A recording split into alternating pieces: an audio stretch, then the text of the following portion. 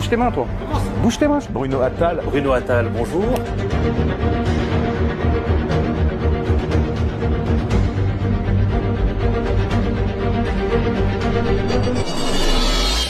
Salut à tous, bienvenue sur Touche pas à mon flic. Aujourd'hui, une émission assez spéciale puisque je reçois Gérard Fauré. Bon, tout le monde le connaît. Gérard Fauré, on s'est rencontrés il y a quelques temps, on est devenus un peu amis et Gérard Fauré m'a fait part d'une agression qu'il a subie il y a 2 jours. Il va vous en parler. Pourquoi je fais cette émission? Avec Gérard, on avait vraiment pas mal de points de divergence sur mes activités politiques à moi, sur mes convictions. Et je lui ai expliqué que les faits nous donnent raison. Et au téléphone, il me dit, écoute Bruno, c'est toi qui avais raison, je voudrais prendre ma carte au Rassemblement National, ou voilà, c'est ce qu'il me disait. Et donc, je voulais qu'il vous fasse part de son histoire, de son agression, et surtout, encore une fois, les faits nous donnent raison. Une minorité de gens qui viennent d'Afrique du Nord ou d'Afrique et qui ont une détestation de la France ont une surreprésentation dans tout ce qui est délinquance en France. Alors bien sûr et heureusement, on ne parle pas de toutes les personnes qui viennent d'Afrique du Nord ou d'Afrique, mais une certaine immigration pose des problèmes. Et ce sont des gens même de la première, deuxième, troisième génération qui ont une réelle détestation de la France et qui font le choix plutôt d'agresser. Alors tu as subi une agression, toi, un monsieur de 78 ans, avec des propos racistes à ton encontre. Si tu peux nous raconter un peu ce qui s'est passé. Et des coups. Et des coups. C'était avant-hier soir, il était vers 6h30 du soir, comme ça. Et moi, j'habitais à Versailles, j'allais dans le centre de Versailles, comme d'habitude, pour m'acheter à bouffer là chez les Chinois, tout ça. Et donc je rentre dans le parking, il y a un Algérien très gentil qui m'aide à me garer, tout très sympa. Je lui donnais une petite pièce et tout, il était vachement bien. Et il m'a beaucoup aidé. S'il n'avait pas été là, je crois que je serais à l'hôpital aujourd'hui. Alors je parle avec l'Algérien, là, qui est très gentil, je lui dis bon, merci, Mon chien il en profite pour pisser sur, comment on appelle ça là, Oui, sur un Barnum. En gros, ils étaient en train de démonter la place du marché. C'est ça, ils travaillent là-bas, ils démontent. Donc tu es en tort et ton chien urine sur le poteau. Petite urine. Voilà. L'autre qui commence à péter les plombs. Ouais, qu'est-ce que c'est que ça? J'ai dit mais calme-toi, c'est un pipi de chien, qu'est-ce qu'il y a? L'Algérien me dit, vas-y, excuse-toi, et c'est tout, en arabe. Il me dit, j'ai dit, bon, excuse-moi. Il me dit, non, c'est pas comme ça, tu me donnes 100 € et on reste là, comme ça. J'ai dit, non, moi je te donne pas 100 €, t'es fou, t'es policier ou quoi? J'ai dit, moi je vais appeler la police. Bah oui. Ouais, c'est les policiers qui donnent de l'argent. Les policiers te mettent une amende. Sur place, là-bas, tu peux être obligé de la payer. Et moi j'ai dit, non, on va appeler la police. Mais j'avais pas mon téléphone sur moi. Quand je sors pour manger, je le prends pas. Et non, tu vas payer, je te casse la gueule. Espèce de sale arabe qui me dit. J'ai dit arabe, sale arabe. Il dit vas-y, insulte tant que tu peux, je suis pas arabe. Je suis berbère, je sais pas. Après il me dit t'es juif, c'est pareil. Je dis oh là là, t'es raciste toi. Hein? Mais j'ai dit je suis pas juif, alors vas-y continue. Il me dit t'es un sale français, t'es un esclavagiste. Il me dit, j'ai dit mais t'es pas bien, t'es fou, qu'est-ce que t'as mangé? T'es vraiment le mec hyper excité. Et ce mec il travaille là-bas. C'est lui qui est avec ses copains, qui monte et qui démonte les trucs de marché. D'accord. Et l'Algérien, il revient, il se met entre nous, il me dit, vas-y, s'il te plaît, il est pas bien en arabe. Il me dit, je suis Ahmaq Khadr.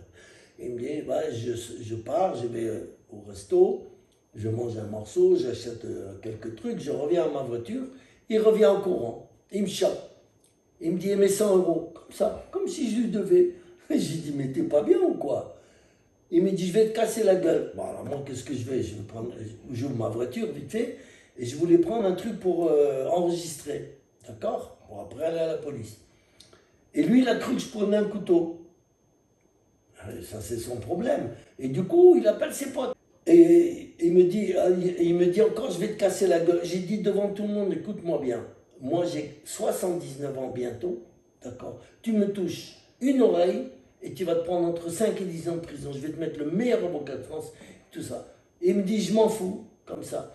Et alors à ce moment-là, ses potes, ils arrivent, ils croyaient que j'avais un couteau à la main. Hein. J'avais le truc, voilà. Ils le verront bien dans la caméra qu'il n'y a pas de couteau. Parce qu'ils ont insisté là-dessus, couteau. Et ces deux, alors il y a 4 mecs, 2 qui me prennent par là et 2 qui me prennent par là. J'ai quand même assez de force par là, ils essayaient de me casser le bras. Demain, je vais chez le Toubi pour voir ce qui se passe pour faire une radio, parce que là, j'ai très très mal. Et il me tenait bien comme ça, vas-y. J'ai compris que le ton qu'il a donné, c'était vas-y, mets-lui. Et le mec, bam, il m'a mis un coup de pied en plein dans les couilles, en plein. Putain, j'avais mal et tout, j'avais envie de vomir et tout. Je vais tout de suite à ma voiture, et après il me lâche. Je vais tout de suite à ma voiture pour rentrer chez moi. Je me sentais mal. Tu sais bien ce que c'est qu'un coup dans les couilles. Et en plus, il me l'a mis très fort. Oh oui, ça me fait rire. Non, c'est pas ça, c'est que... Il m'en reste des couilles, oui, parce je que sais. toi, tu te dis à son âge, il n'a plus de couilles, c'est ça? Non, je me disais que est-ce que tu t'en servais encore, mais bref, c'est pas ça ce qui Si me... tu étais plus jeune, je t'aurais montré, mais bon, t'es trop vieux pour moi. Mais ce qui m'embête, oui, c'est d'abord les victimes. J'ai eu affaire à beaucoup de victimes. Quand on est victime, on a besoin d'abord de raconter son histoire et surtout d'appeler quelqu'un. Et donc, en l'occurrence, tu m'as appelé tout de suite. Ouais, pour te dire ça, ouais. Parce que voilà, on se sent pas bien, on a besoin d'une écoute. Donc bien sûr, je t'ai dit d'aller déposer plainte, tu as été déposé plainte. Bien sûr. Donc j'espère que les individus seront Appréhendés. Voilà, appréhendés. C'est obligé. Je le souhaite, mais il n'y a pas de raison qu'il ne le soit pas. Juste, c'est donc voilà, d'abord encore une agression parmi tant d'autres, et encore toi, tu es encore en bonne santé, donc on est d'accord. Mais surtout, ce que je voulais vraiment parler, c'est le cheminement. Où nous, quand on parlait des fois politique, je disais oui, tu as travaillé avec Zemmour, tu travailles avec le RN, moi je ne suis pas d'extrême droite, mais non, on n'est pas d'extrême droite. Justement, on met un mot. On est des patriotes, c'est tout. Voilà. On met un mot sur le problème. Si vous voulez régler un problème, il faut d'abord en faire le bon diagnostic et surtout ne pas se mentir. Dans toutes mes vidéos, je vous ai toujours dit, oui, dans ma carrière de policier, en 25 ans, 80-90% des gens que j'ai interpellés sont issus de l'immigration africaine ou nord-africaine. Pourquoi je le dis? Pas parce que c'est pas du racisme, mais bien sûr que tous les contradicteurs vont me dire « Ah, t'es un raciste ». C'est pas du racisme, c'est d'abord poser le diagnostic. Pourquoi une surreprésentation dans la délinquance, voire dans la criminalité, des gens qui viennent d'Afrique du Nord ou d'Afrique? Posons déjà le problème. Alors nos contradicteurs vont nous dire « Oui, ils sont plus pauvres, ils sont plus... » Ok, d'accord, au moins on a un débat, mais au moins qu'on pose les bases. Il y a une super surreprésentation des gens qui viennent d'Afrique du Nord, d'Afrique, dans la délinquance. Donc aujourd'hui, toi tu fais le pas de m'appeler et me dire ouais, tu as raison, tu avais raison de ce que je te disais. Moi je vais essayer de ça comprendre le combat de l'extrême droite, je commence à le comprendre. Mais c'est pas l'extrême droite, justement, encore une fois, c'est ce qu'on essaye de, voilà, on essaye de nous dire qu'on est d'extrême droite pour essayer de nous discréditer, mais les faits nous donnent raison et aujourd'hui ça montrera et on arrivera au pouvoir demain. Parce que les faits nous donnent raison. Oui, les premières victimes de ces racailles, ce sont aussi des Maghrébins ou des Africains. Donc voilà, donc il y a une surreprésentation de ces voyous. Bien sûr. Tous les policiers le savent.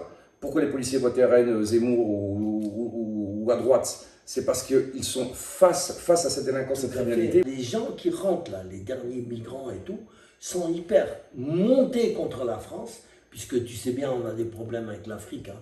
Ils sont en train de nous lâcher, il y a 14 pays d'Afrique qui n'arrêtent pas de nous chier dessus, nous insulter, nous maudire et tout. Et ces gens-là viennent de là-bas, c'est des francophones qui m'ont fait chier. Mais surtout que ça pollue une certaine population de gens qui viennent d'Afrique du Nord ou d'Afrique centrale et qui étaient prêtes à s'assimiler. Donc ça pollue et ça gangrène une assimilation qui pourrait se faire beaucoup plus facilement. Alors bon, qui viennent avec leurs bras, qui travaillent, ok, c'est très bien. Mais j'ai constaté que la plupart des bras qui nous viennent maintenant d'Afrique noire, en haut, d'Algérie aussi pas mal, c'est des bras qui viennent pour nous faire des bras d'honneur, pour commencer. D'accord? Deuxièmement, ils viennent pour aller à la Sécu, là, n'importe où, pour ramasser du social, à la CAF et tout ça.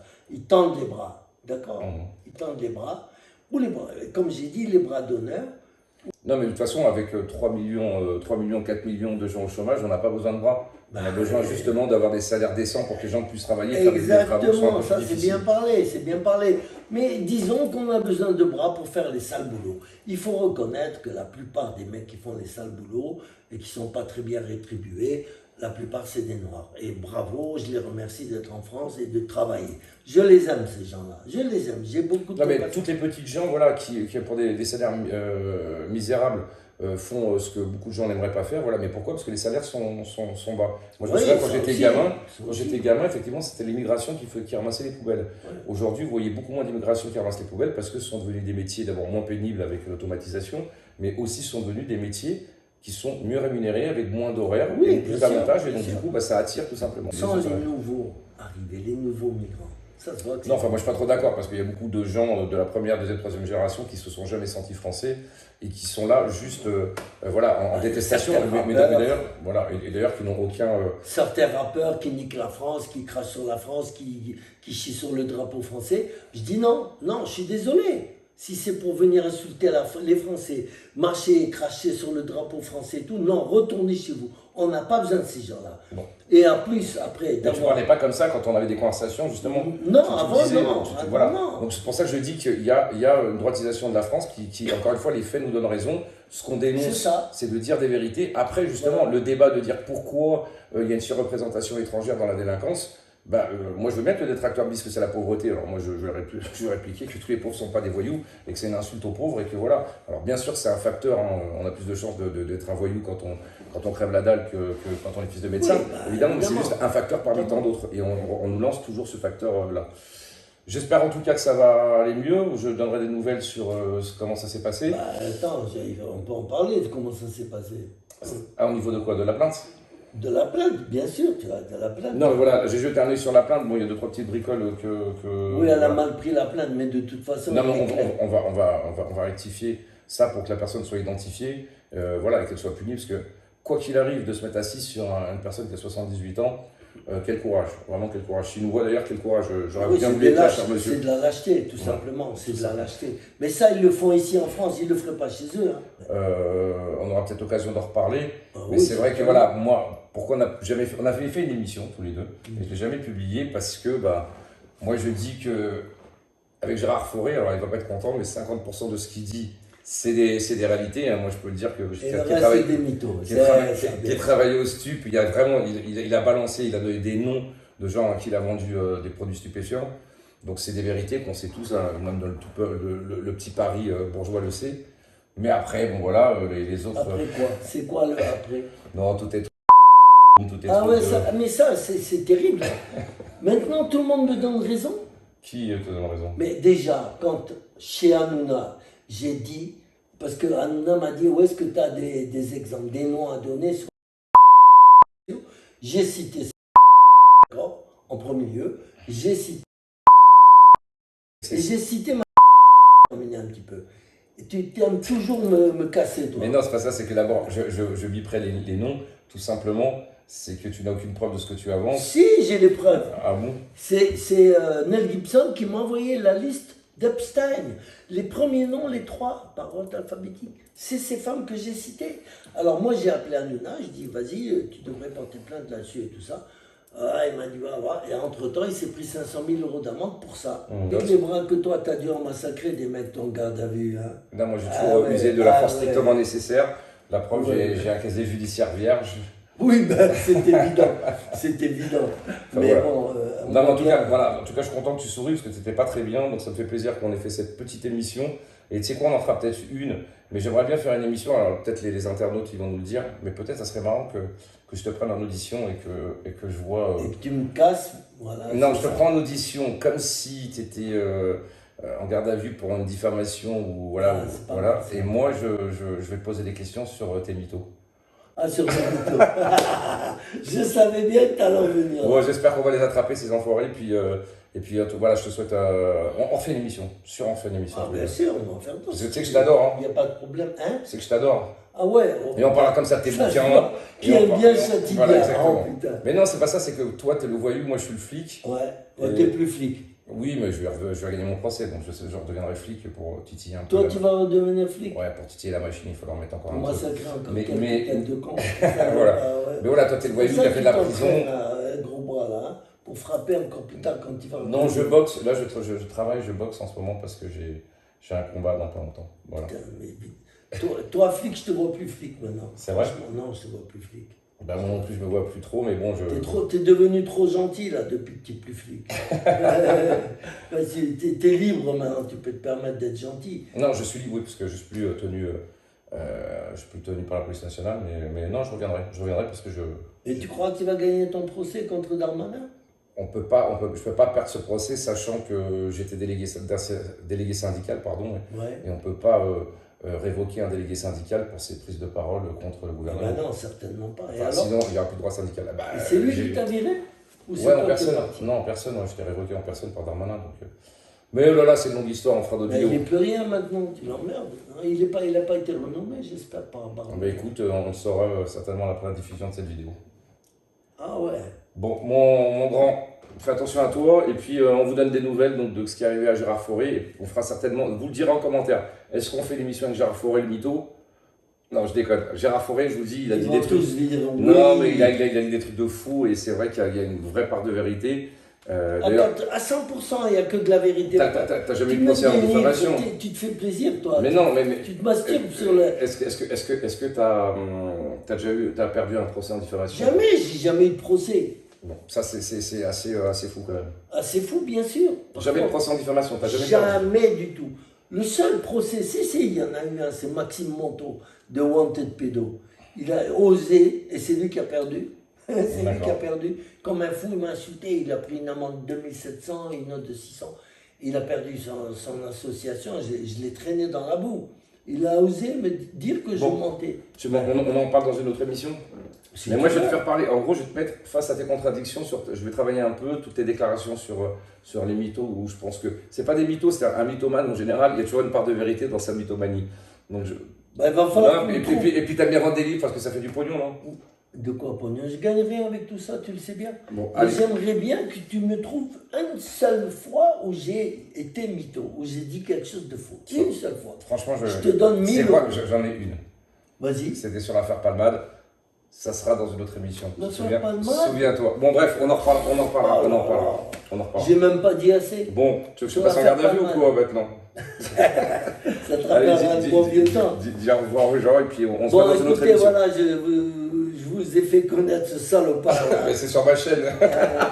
Ancien policier, bon, il m'a. Voilà. Franchement, bon. Ne l'écoutez pas. On va se revoir. C'est un mytho. Je vais faire une émission, il faut que je travaille vraiment toutes les conneries qu'il a dit. Ce qui est vrai, hein, il y a des people, des vraies personnalités où tout le monde sait que ça tape. Donc voilà, mais voilà, on va. Ouais, ça serait marrant, on va faire une émission. Non, mais ne l'écoutez pas. De toute façon, c'est lui le mytho. Il me renvoie la balle. D'accord? C'est lui le mytho. Il va vous dire que si, que là, ne le croyez pas. C'est un bandit. Pour moi, je le dis dans la gueule. Pour moi, c'est un vrai bandit. Moi, je pense qu'il a été corrompu dans sa vie parce qu'il est trop. On voit bien que c'est un. Non, je pense que je suis trop intelligent pour la police nationale, c'est ça. Il y a ça aussi. mais moi, tu vois, toi, tu me traites de mytho, moi, je te traite de corrompu. Au revoir, les amis. Fais-moi la bise. Ah non, pas du tout. Touche pas. Allez, au revoir à tous, à bientôt. Et donc, une prochaine émission avec Monsieur Gérard Fauré. Bye. À bientôt. Partagez cette vidéo, à vous abonner à la chaîne Touche pas mon flic. Et si vous souhaitez faire des dons, rendez-vous sur le site internet touchepasmonflic.com, rubrique dons. Partagez cette vidéo, à vous abonner à la chaîne Touche pas mon flic. Et si vous souhaitez faire des dons, rendez-vous sur le site internet touchepasmonflic.com, rubrique dons.